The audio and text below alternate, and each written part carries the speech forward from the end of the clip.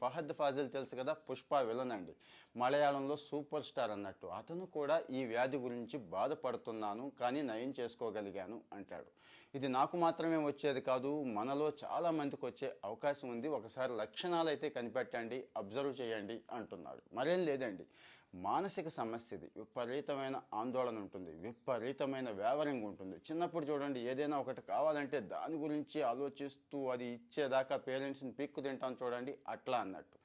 ఈ పిల్లలు కానీ పెద్దవాళ్ళు కానీ ఏదైనా ఒక పనిలో పడితే ఇక పిచ్చిగా రిజల్ట్తో చూసుకోకుండా అదే పనిలో ఉంటారు అన్నట్టు. అలాగే ఏదైనా ఒకటి కావాలి అనుకుంటే దాని మీదే ఉంటుంది, ఇక ఎటు పోదు మనసు. అంటే విపరీతమైన ఆందోళన, విపరీతమైన యాంగ్జైటీ ఉంటుందండి. తేలిగ్గా తీసిపరేయడానికి లేదండి. ప్రతి 10 మందిలోనూ ఒకళ్ళిద్దరికి, ముఖ్యంగా మన ఇండియాలోనే ఈ సమస్య ఉంది అంటున్నారు.